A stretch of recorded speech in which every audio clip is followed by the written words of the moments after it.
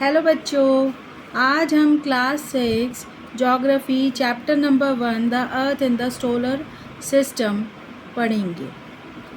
Now let's start. How wonderful it is to watch the sky after sunset. One would fast notice one or two bright dots shining in the sky.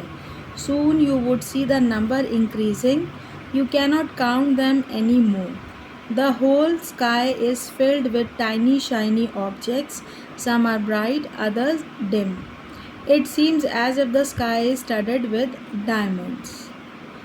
अब जब रात के time sunset हो जाता है और धीरे धीरे आकाश में अंधेरा होने लगता है तो सबसे पहले हमको 2 या 3 bright dots shining in the sky दिखाई देती हैं और धीरे धीरे धीरे जैसे डार्कनेस बढ़ती चली जाती है इन डॉट्स का नंबर या उनका काउंट बढ़ने लगता है और थोड़ी देर बाद बिल्कुल जब डार्क हो जाता है, रात हो जाती है, तो the whole sky is filled with tiny shiny objects. पूरा का पूरा आकाश टाइनी शाइनी ऑब्जेक्ट से भर जाता है जिनमें कुछ ब्राइट होते हैं और दूसरे कुछ डिम होते हैं और ऐसा लगता है जैसे आकाश में डायमंड्स ही डायमंड्स भर गए हों। They all appear to be twinkling, but if you look at them carefully, you will notice that some of them do not twinkle as others do. अब वो सारे के सारे ट्विंकल करते हैं, पर आप अगर गौर से देखेंगे तो आप ये नोटिस करेंगे कि उनमें से कुछ डॉट्स ज़्यादा शाइन करते हैं और कुछ कम शाइन करते हैं। They simply glow without any flickers, just as the moon shine. और इस तरह से वो ग्लो करते हैं जैसे कि एक मून हमारा शाइन करता है। Along with these bright objects, you may also see the moon on most of the days. It may, however, appear at different times in different shapes and at different position. अब इन bright objects के साथ हम कभी कभी moon को भी ज़्यादातर देखते हैं स्काई में, पर अलग अलग डेज पे मून की डिफरेंट शेप होती है और उसकी पोजीशन भी अलग अलग होती है। You can see the full moon only once in about a month time और फुल मून आपको पूरे मंथ में केवल एक ही बार देखने के लिए मिलता है। It is full moon night और पूर्णिमा, जिसे हम फुल मून नाइट या पूर्णमासी या पूर्णिमा के नाम से जानते हैं। A fortnight later you can not see it at all और 2 वीक्स लेटर आपको स्काई में मून नहीं दिखाई देता। It is a new moon night और अमावस्या, और उस रात को हम न्यू मून नाइट या अमावस्या के नाम से भी जानते हैं। On this day you can watch the night sky best provided it is a clear night. और उस दिन जिस दिन आपको आकाश में या स्काई में मून दिखाई नहीं देता, उस रात आप स्काई को बहुत ही अच्छी तरह से देख सकते हैं।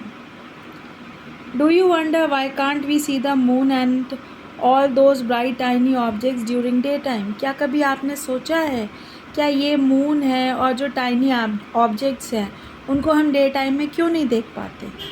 केवल रात में ही क्यों हम उन्हें देख पाते हैं? ऐसी क्या बात है कि हम उनको दिन में कभी भी नहीं देख पाते?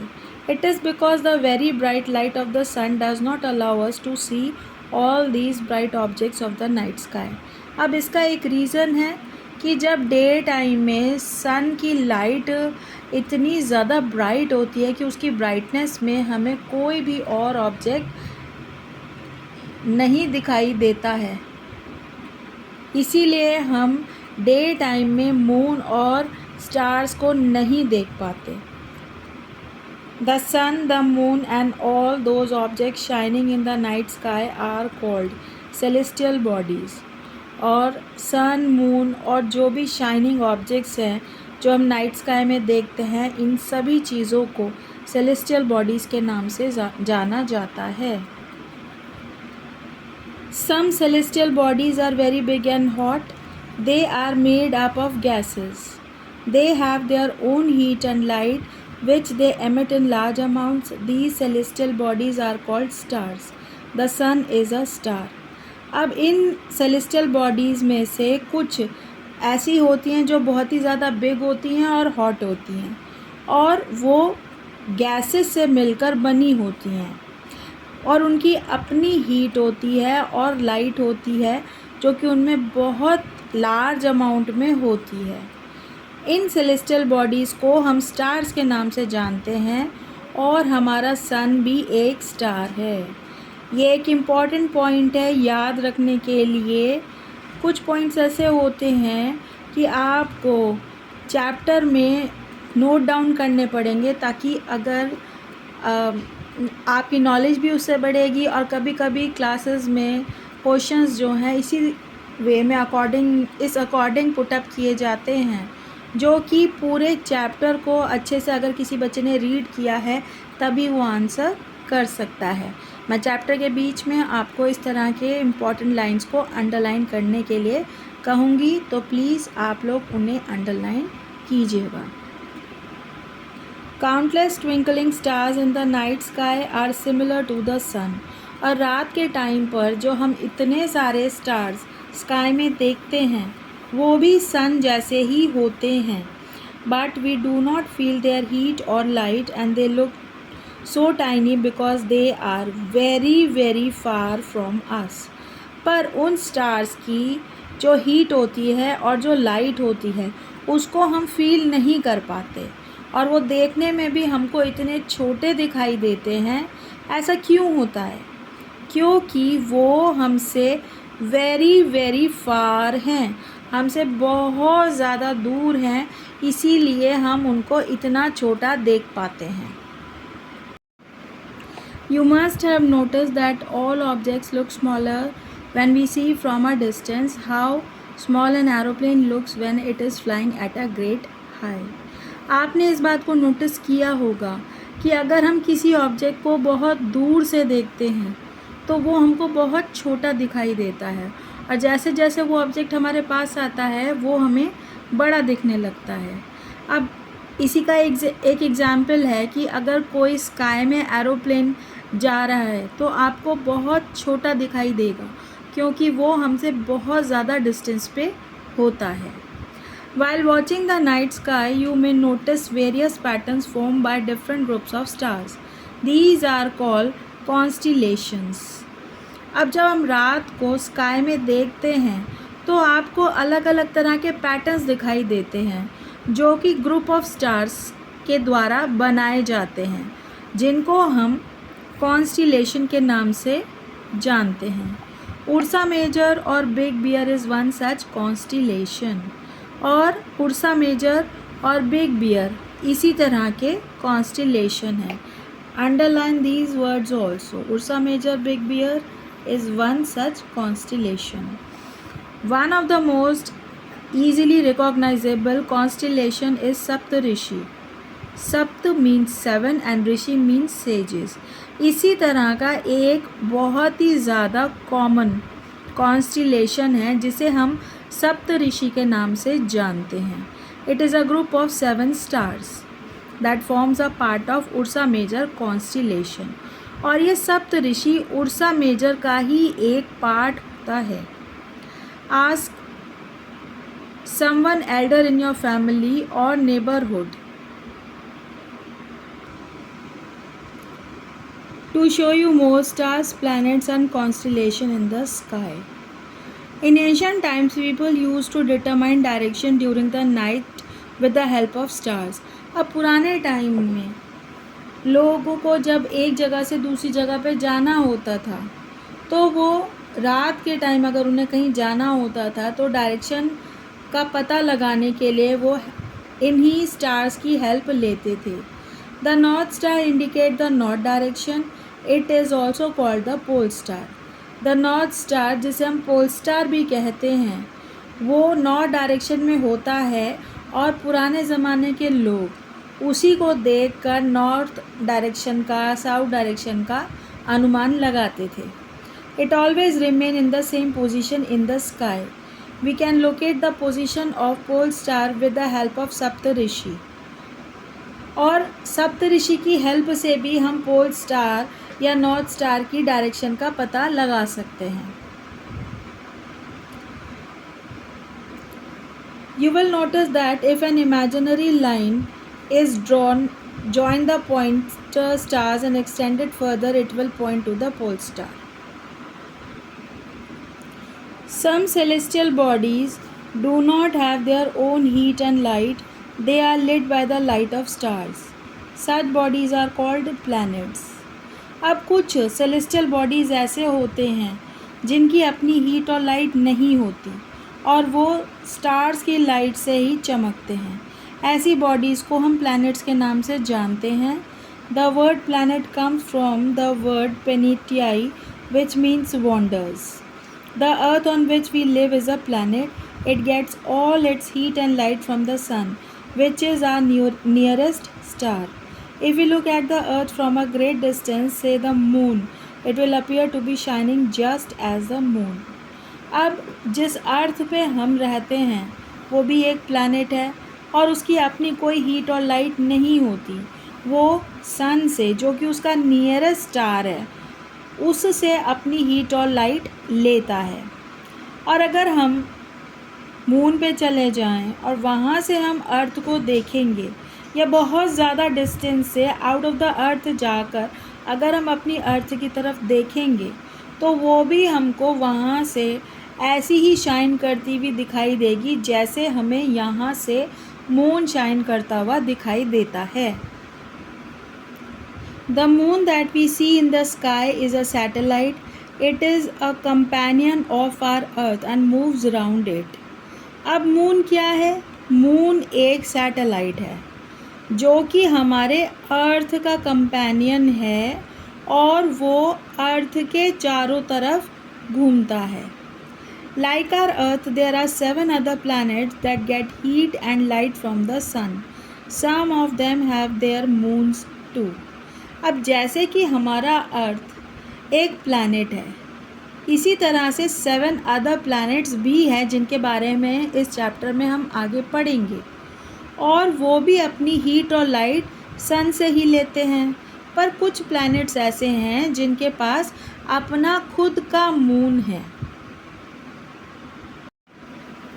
The solar system. The sun, 8 planets, satellite and some other celestial bodies known as asteroids and meteoroids form the solar system. We often call it a solar family with the sun as its head. अब ये पूरा का पूरा हमारा solar system सन, planets, satellite, asteroids और मीटीरियॉइड्स इन सब से मिलकर बना है, या हम इनको एक सोलर फैमिली का नाम दे सकते हैं, और जिसका हेड सन है, जिस सोलर फैमिली का हेड सन है. अब हम इन्हीं पॉइंट्स के बारे में अलग अलग डिस्कस करेंगे. The sun is in the centre of the solar system. Sun हमारे सोलर सिस्टम के बिल्कुल सेंटर में होता है. It is a huge and made up of extremely hot gases. ये साइज़ में बहुत बड़ा होता है और बहुत ही गर्म गैसेस से मिलकर ये बना होता है. It provides the pulling force that bind the solar system. The sun is the ultimate source of heat and light for the solar system. अब सन ही हमारे सोलर सिस्टम का मेन सोर्स है हीट और लाइट का, जो सारे planets को अपनी हीट और एनर्जी प्रोवाइड करता है. But that tremendous heat is not felt so much by us because despite being our nearest star, it is far away from us. The sun is about 150 million kilometer away from the earth. अब हमें ये पता है कि सन के अंदर बहुत ही ज़्यादा हीट और लाइट होती है, पर क्यों हम इसकी हीट और लाइट को इतना ज़्यादा फील नहीं कर पाते? क्यों? क्योंकि ये चाहे हमारे प्लैनेट का नियरेस्ट स्टार है, पर उसके बावजूद ये हमारे से बहुत बहुत दूर है। इस वजह से इसकी हीट और लाइट को हमारी अर्थ तक आने में टाइम लगता है, जिसकी वजह से हम इसकी हीट और लाइट को उतना फील नहीं कर पाते जितना एक्चुअल में ये गर्म है। Sun is about 150 million kilometre away from the earth. इस लाइन को अंडरलाइन करना बेटा बहुत ज़रूरी है, क्योंकि ये डिस्टेंस सब बच्चों को जानना बहुत इम्पॉर्टेंट है। तो ये डिस्टेंस है सन का और अर्थ का। Now the planets. Planets, there are 8 planets in our solar system. हमारे सोलर सिस्टम में 8 प्लैनेट्स हैं। In order of their distance from the sun they are Mercury, Venus, Earth, Mars, Jupiter, Saturn, Uranus and Neptune. अब sun से distance में सबसे पहले mercury nearest है सन के, फिर सेकंड नंबर पे वीनस आता है, थर्ड नंबर पे हमारी अर्थ आती है, फिर मार्स आता है, फिर जुपिटर, फिर सैटर्न, फिर यूरेनस और लास्ट में आता है नेपच्यून। मतलब नेपच्यून सन से सबसे दूर है और मर्क्यूरी सन के सबसे पास है। An easy way to memorise the name of the planet in order of their distance from the sun is. अब अगर हमको इन नेम्स को याद रखना है तो उसके लिए इस लाइन को दिमाग में रखना बहुत ज़रूरी है। My very efficient mother just served us nuts. My stands for Mercury, V for Venus, E for Earth, M for Mars, J for Jupiter, S for Saturn, U for Uranus and N for Neptune। इस तरह से अगर आप planets के नाम को याद रखेंगे तो वो याद रखना आपके लिए बहुत ईजी रहेगा। All the 8 planets of the solar system move around the sun in fixed path। अब जितने भी 8 planets हैं हमारे सोलर सिस्टम में, वो सन के चारों तरफ घूमते हैं, पर उनका एक फिक्स्ड पाथ होता है। एक निश्चित दूरी पर वो सन के चारों तरफ चक्कर लगाते हैं। These paths are elongated और ये सारे पाथ एक डिस्टेंस मेंटेन किए हुए हैं। दे आर कॉल्ड ऑर्बिट, जिनको हम ऑर्बिट के नाम से जानते हैं। Mercury is the nearest to the sun. It takes only about 88 days to complete 1 round along its orbit. Mercury sun के सबसे नज़दीक है और उसको केवल 88 days का टाइम लगता है सन का एक राउंड कंप्लीट करने के लिए। Venus is considered as Earth's twin because its size and shape are very much similar to that of Earth। Venus earth twin के नाम से जाना जाता है क्योंकि उसका साइज़ और उसकी शेप बहुत कुछ ऐसी ही है जैसे हमारे अर्थ की है। Till recently, August 2006, Pluto was also considered a planet। 2006 अगस्त तक एक और प्लैनेट जिसका नाम प्लूटो था उसको भी सोलर सिस्टम का पार्ट माना जाता था। However in a meeting of the international astronomical union a decision was taken that Pluto like other celestial objects series 2003 UB313 discovered in recent past में बी कॉल्ड ड्वार्फ प्लैनेट। पर बाद में international astronomical union के discussion में Pluto को एक dwarf planet के नाम से जाना जाने लगा है। The earth is the third nearest planet to the sun. Sun के नियरेस्ट प्लैनेट में अर्थ की पोजीशन थर्ड है। In size it is 5th largest planet और साइज़ में 5th लार्जेस्ट प्लैनेट है। It is slightly flatten at the poles और earth अपने north pole south poles पे थोड़ा सा फ्लैटेंड है, इसी वजह से इसको जियोइड कहा जाता है। जियोइड का मीनिंग होता है अर्थ लाइक शेप, अर्थ जैसी आकार वाला। Conditions favorable to support life are probably found only on the earth. अब सोलर सिस्टम में जितने भी प्लैनेट्स हैं, केवल अर्थ ही एक ऐसा प्लैनेट है जिसके ऊपर लाइफ सपोर्टिव फेवरेबल कंडीशंस हैं. The earth is neither too hot nor too cold, क्योंकि अर्थ पे ना तो बहुत ज़्यादा गर्मी है और ना ही बहुत ज़्यादा ठंड है. It has water and air which are very essential for our survival. और हमारी अर्थ पे वाटर और एयर है जो किसी भी लाइफ के लिए बहुत ज़्यादा इम्पॉर्टेंट है. The air has life supporting gases like oxygen. Because of these reason the earth is a unique planet in the solar system. और अर्थ के ऊपर इस तरह की गैसेस हैं जैसे ऑक्सीजन, जिसकी वजह से हम लोग जीवन अपना अच्छे से जी पाते हैं. और यही सब कारण है जिसकी वजह से अर्थ को एक यूनिक प्लैनेट के नाम से जाना जाता है. From the outer space the earth appears blue because it's 2/3 surface is covered by water.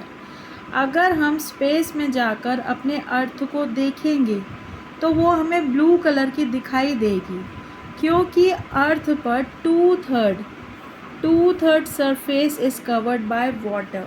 2/3 area हमारे अर्थ का पानी से भरा हुआ है.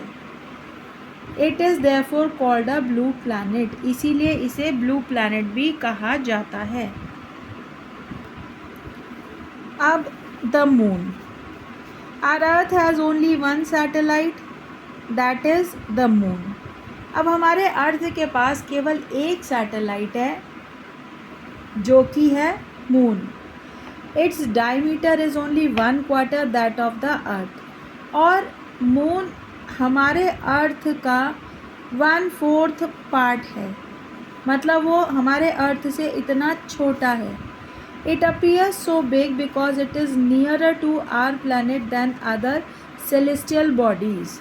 अब ये हमें इतना बड़ा क्यों दिखाई देता है जबकि हमारी अर्थ से बहुत छोटा है? क्योंकि मून हमारे अर्थ के बहुत पास है. It is about 3,84,400 kilometre from us. और ये डिस्टेंस है अर्थ और मून के बीच का. Now you can compare the distance of the earth from the sun and that from the moon. अब आप देख सकते हैं कि अर्थ और सन के बीच में कितना डिस्टेंस है और मून और अर्थ के बीच में कितना डिस्टेंस है. The moon moves around the earth in about 27 days. और मून हमारी अर्थ का एक राउंड 27 डेज में कवर करता है. It takes exactly the same time to complete one spin. As a result only one side of the moon is visible to us on the earth. और हम अपनी अर्थ से मून का केवल एक ही साइड देख सकते हैं. The moon does not have condition favourable for life. और मून के ऊपर भी कोई भी कंडीशन ऐसी नहीं है कि जिससे वहाँ पर लाइफ पॉसिबल हो सके. It has mountains, plains and depression on its surface. These cast shadow on the moon surface. Look at the full moon and observe these shadows. अब मून के ऊपर जब फुल मून होता है तब हमको उसके ऊपर ब्लैक पैचेस दिखाई देते हैं. एक्चुअल में वो होता क्या है, जो मून के ऊपर माउंटेन्स हैं और जो गड्ढे हैं वो सब हमें ब्लैक स्पॉट के रूप में मून पर दिखाई देते हैं. Now asteroids. Apart from the stars, planets and satellites, there are numerous tiny bodies which also move around the sun. These bodies are called asteroids. अब हमने अभी तक स्टार्स, प्लैनेट्स और सैटेलाइट के बारे में हमने पढ़ा. अब कुछ और भी ऐसी छोटी छोटी ऑब्जेक्ट्स होती है या टाइनी बॉडीज़ होती हैं जो सन के चारों तरफ घूमती हैं. इनको एस्ट्रॉइड के नाम से जाना जाता है. They are found between the orbit of Mars and Jupiter.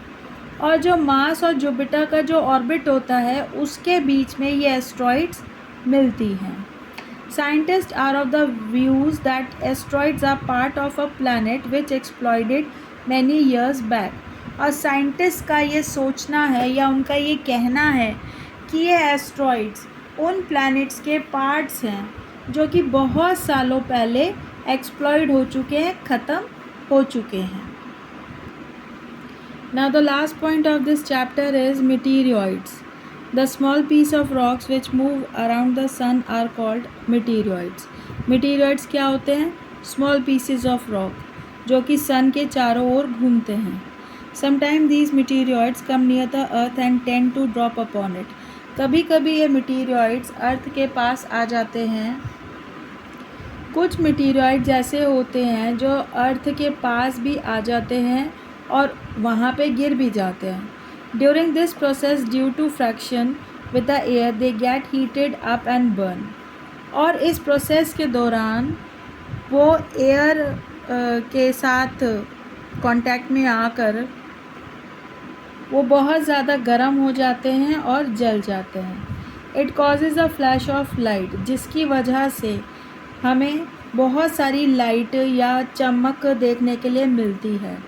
Sometimes a meteor without being completely burned falls on the earth and creates a hollow. और कभी कभी जब ये meteoroid स्पेस में ही बर्न्ड नहीं हो पाते पूरी तरह से और जलते हुए ऐसे ही अर्थ पे गिर जाते हैं तो वो वहाँ पे बहुत बड़ा गड्ढा बना देते हैं. Do you see a whitish broad band like a white glowing path across the sky on a clear starry night? क्या आपने कभी कभी बहुत बड़ा सा वाइट पाथ पूरे आसमान में रात के टाइम जब साफ़ सुथरा आसमान हो देखा है? It is a cluster of millions of stars. ये क्या होता है? एक क्लस्टर होता है या लार्ज ग्रुप ऑफ स्टार भी कह सकते हैं. This band is the milky Way Galaxy. और ये बैंड क्या होता है? मिल्की वे गैलेक्सी होती है. मिल्की वे गैलेक्सी को हम आकाशगंगा के नाम से भी जानते हैं और हमारा सोलर सिस्टम इसी मिल्की वे गैलेक्सी का एक पार्ट है. In ancient India it was imagined to be a river of light flowing in the sky. पुराने समय में हमारे भारत में इस बात को इमेजिन किया जा सकता था कि जैसे रिवर ऑफ लाइट, रोशनी की गंगा बह चली जा रही है, इसीलिए इसको नाम दिया गया आकाशगंगा. Thus it was named आकाशगंगा. A galaxy is a huge system of billions of stars and a cloud of dust and gases. अब इस गैलेक्सी में, मिल्की वे गैलेक्सी में बिलियंस ऑफ स्टार्स हैं, क्लाउड्स हैं, डस्ट है और अलग अलग तरह की गैसेस हैं. There are millions of such galaxies that make the universe. और इसी तरह की मिलियंस गैलेक्सीज हैं जिसकी द्वारा ये पूरा यूनिवर्स हमारा बना है. It is difficult to imagine how big the universe is. Scientist are still trying to find out more and more about it.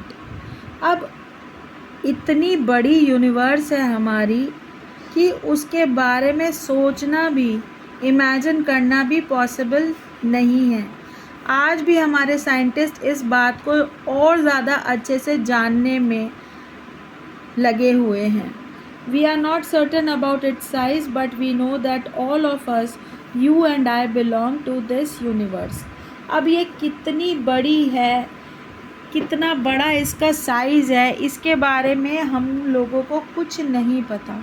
पर हम ये जानते हैं कि चाहे आप लोग हो, चाहे मैं हूँ, हम सब लोग इस यूनिवर्स का ही एक हिस्सा हैं.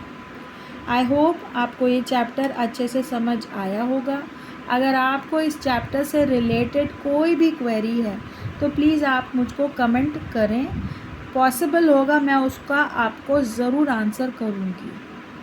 अब प्लीज़ अगर मेरी वीडियो आपको पसंद आई हो तो प्लीज़ उसको लाइक एंड सब्सक्राइब कीजिए.